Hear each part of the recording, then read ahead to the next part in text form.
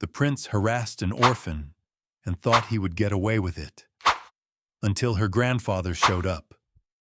My name is Jason, and I run a small but growing YouTube channel dedicated to unveiling real-life stories that offer lessons we shouldn't ignore. Today, I want to narrate an account that started quietly on a rainy afternoon in suburban Virginia.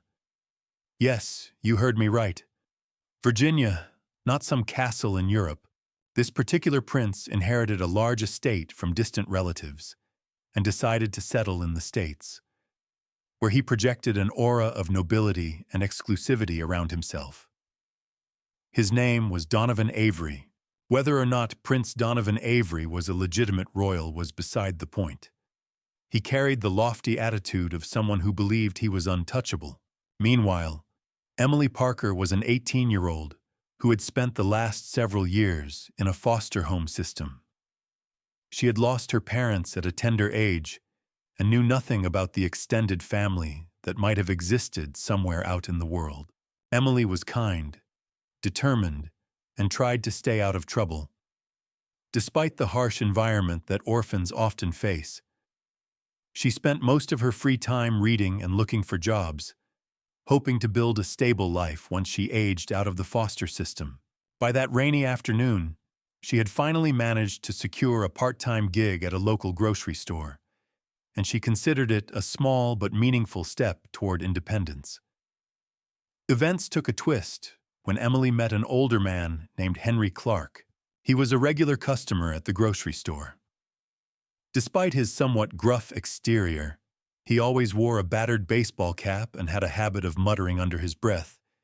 He was friendly in a quiet way. He'd buy a few items and chat with Emily for a moment about everyday life. Something about Emily reminded him of a granddaughter he'd never met.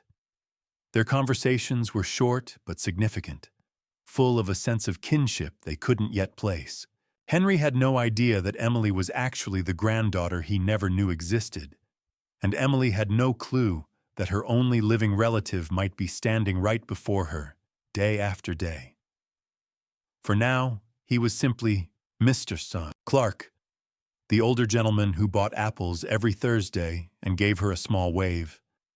Emily's life changed one weekend at a small local fair. She was helping set up a booth for her store, accompanied by co-workers who teased her for being so shy. While tending the booth, Emily saw a man step out of a sleek black car, followed by several attendants. His manner of walking and the hush that followed him announced that this man thought himself somebody. The name Prince Donovan Avery was whispered among the fairgoers.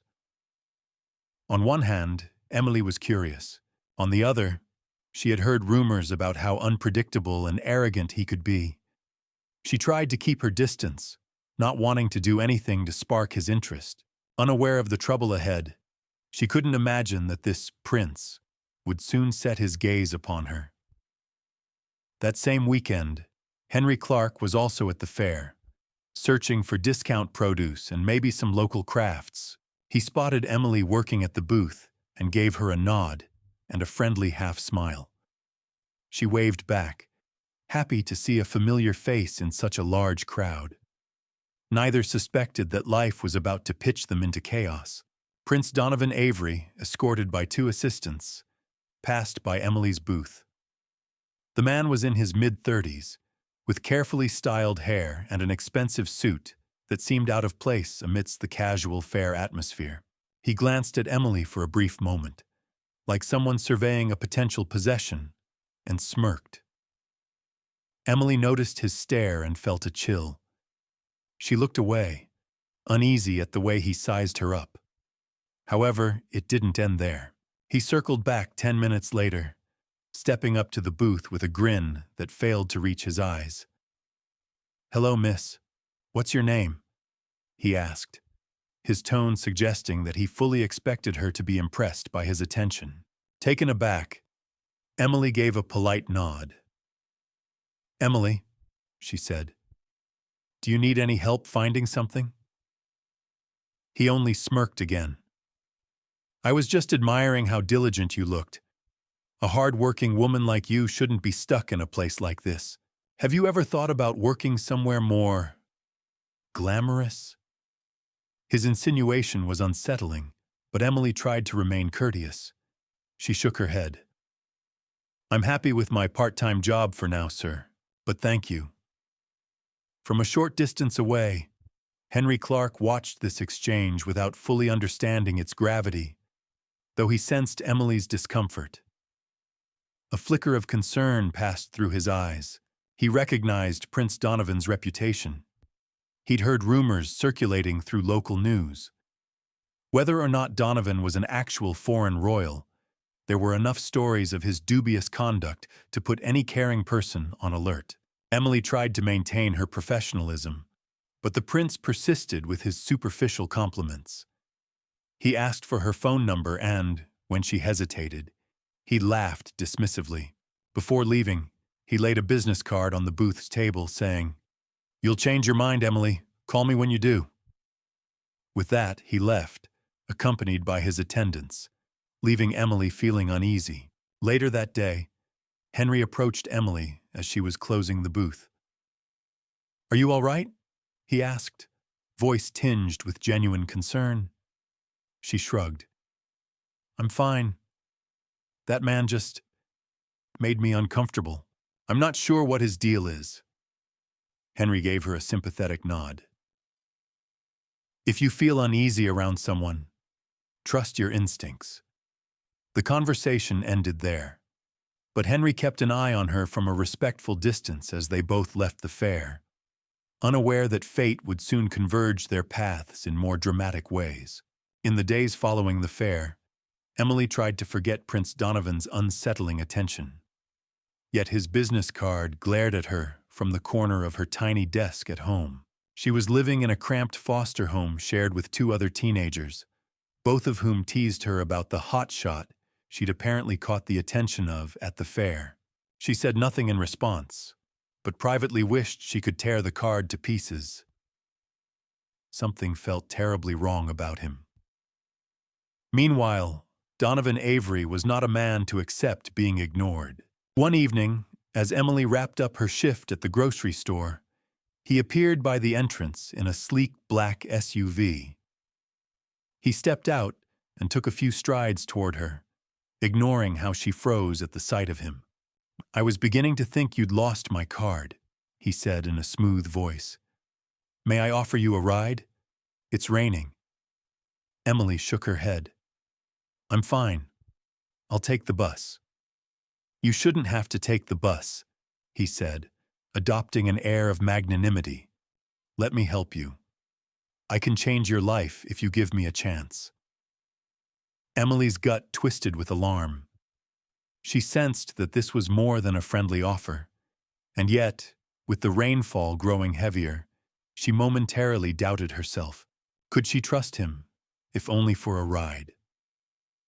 Then she recalled the uncomfortable vibe at the fair and decided it was safer to keep her distance. "No, thank you," she said firmly. "I'm okay." He gave her a long, measuring look, as though her defiance intrigued him. "You'll regret turning me down," he finally said, voice dropping. Just then, a familiar voice called out, "Emily, everything good here?" Henry Clark emerged from under the awning, grocery bag in hand, noticing how tense Emily looked. Donovan offered Henry a dismissive glance, clearly unamused by the older man's interruption. He said nothing more, only returned to his SUV and drove away into the rain. Emily exhaled in relief, smiling gratefully at Henry. "Thank you, Mr. Clark," she said. I really didn't want to get in his car." Henry nodded, eyes reflecting concern. "Stay safe, Emily." That night, Henry wrestled with memories of a daughter he'd lost in a tragic accident many years ago. She had disappeared from his life due to complicated family dynamics, and he'd never known what became of her child. Now, seeing Emily triggered an indescribable pang of longing and paternal protectiveness. He found himself searching for Emily's last name in the recesses of his mind, hoping it might connect her to his lost family. Parker. Could she be the child he'd once heard about? Circumstances had never allowed him to track her down, and he wasn't certain. Still, his instincts told him that Emily needed protection. He vowed to keep a watchful eye on her. Only days later, the dreaded confrontation arrived. Emily, having stayed late at the grocery store to close up, found herself face to face with Donovan again. This time, he was far less courteous. "What do you want from me?" Emily asked, backing up against a locked side entrance. She could hear the whoosh of traffic from the main street, but no one else was around. He smirked in a way that made her skin crawl. "Why do you think you can treat me like I'm no one? I'm offering you a chance to escape this pitiful existence. Most people would jump at the opportunity." Emily tried to sidestep him, but he cornered her, pressing his hand against the wall near her shoulder. She realized just how isolated they were. "Leave me alone," she managed to say, her heart pounding. Unbeknownst to either of them, Henry was nearby, having circled back to check on Emily when she didn't appear at her usual bus stop on time. Hearing muffled voices, he crept around the corner and was greeted by the chilling sight of the prince attempting to pin Emily against the wall. Without hesitation, Henry pulled out his phone and hit the record button. "You back off right now!" he shouted, stepping into the alley. His phone camera caught the prince's face in a glaring beam from a nearby streetlight. Donovan turned, momentarily stunned. "Who are you?" he demanded. "Put that phone away." "No," Henry said firmly. "I see what you're doing, and I'm filming it." Emily, trembling, took the opportunity to slip out from under Donovan's arm and move behind Henry.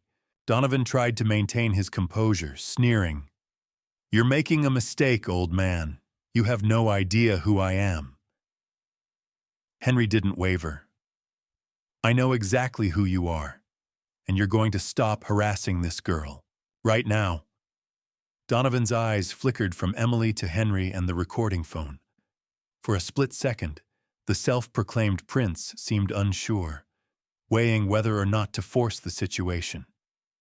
Then he stepped back, lips curled in disdain.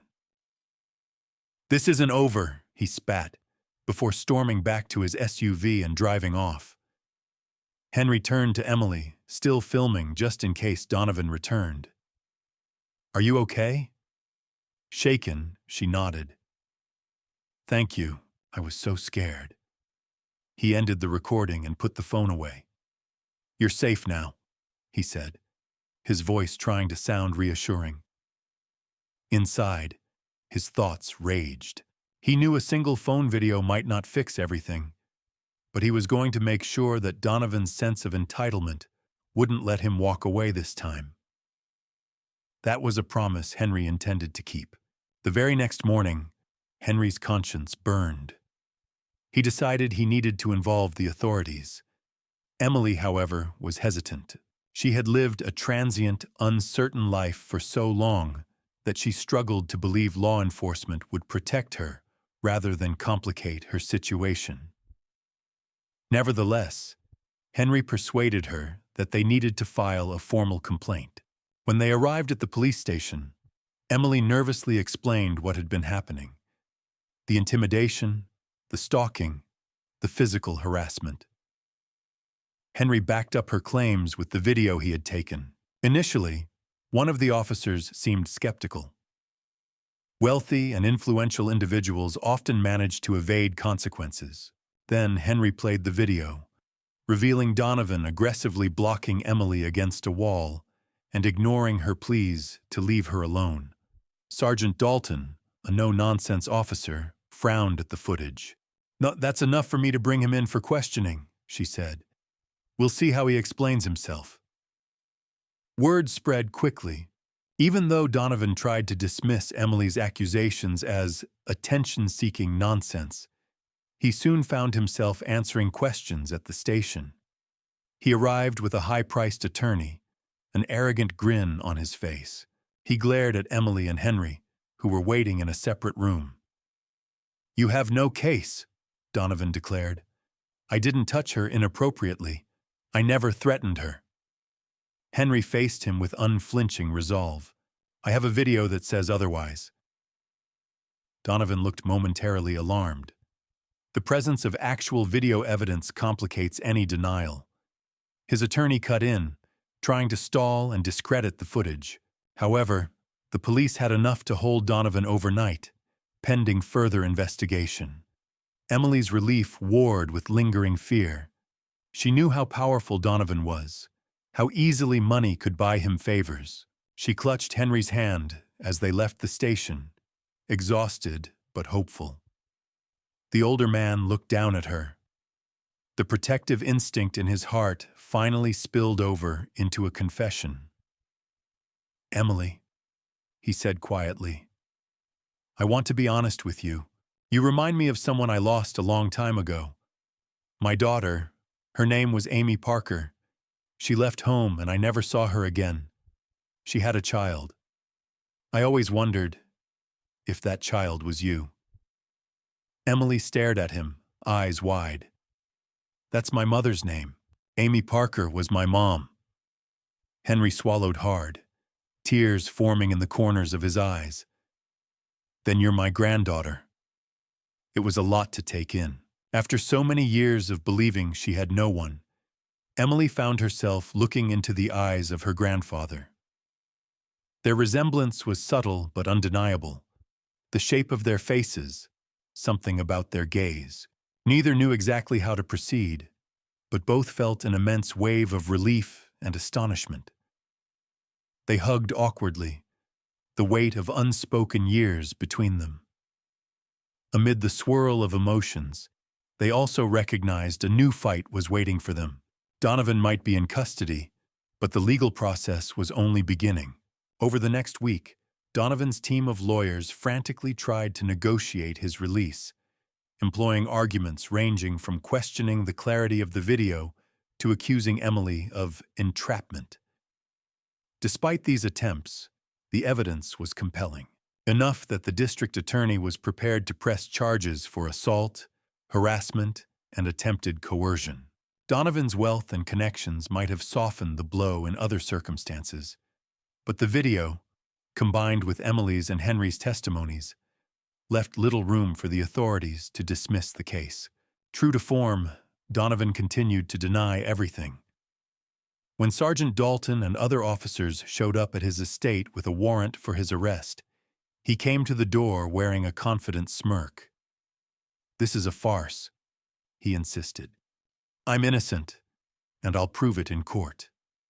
The prince found himself in handcuffs soon after, his protestations echoing in the grand foyer of his lavish home. Meanwhile, Emily's life transformed once again. Because she was newly 18 and near the end of her time in foster care, Henry took the legal steps necessary to bring her into his home. He had a modest house, but it was cozy and filled with the warmth of someone who cared. Emily felt overwhelmed by the sudden turn of events, finding her grandfather, confronting her abuser, moving out of the foster home system. But she also felt safer than she had in a long time. No longer alone, she had an ally who was ready to stand by her. One afternoon, Emily sat at Henry's kitchen table sipping hot chocolate. She stared out the window at the yard, where an ancient oak tree rose, branches swaying in the breeze. Henry joined her, a thoughtful expression on his face. "Emily," he began, "I want you to know something. You'll never have to face this kind of danger alone again. I wish I could have found you sooner."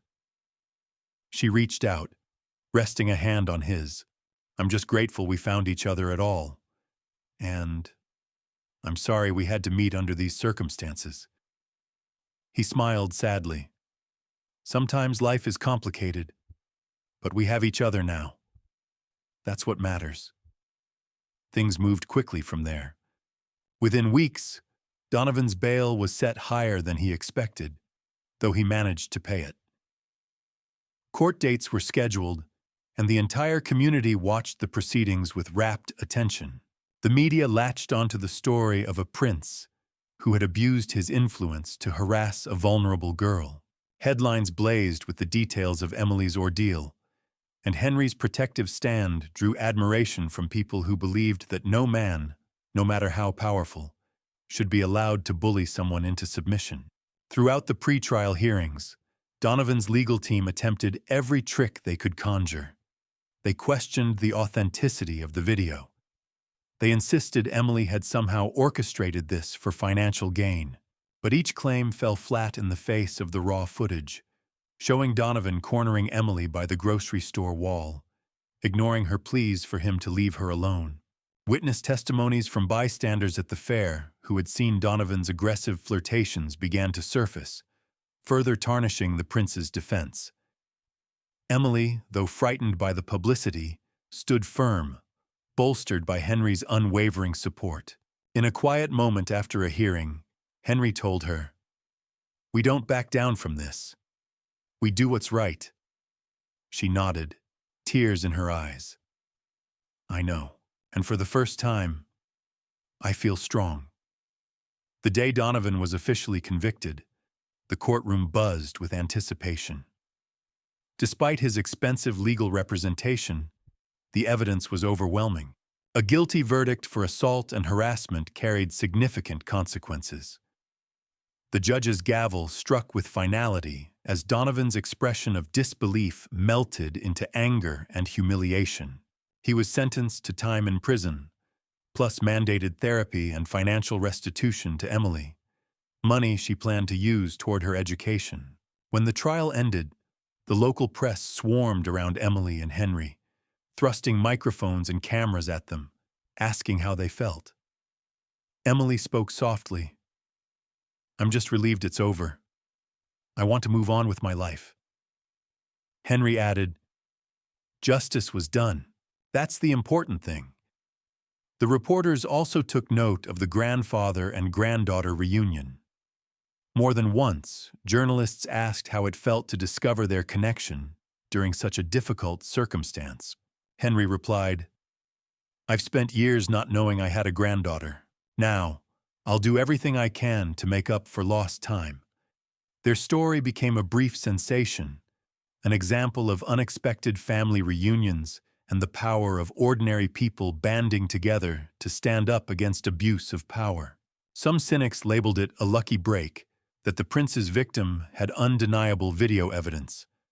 Others acknowledged that maybe times were changing, and even the privileged would be held accountable when they crossed certain moral lines. Emily and Henry were simply relieved to leave the spotlight behind and focus on forging a new life together as family.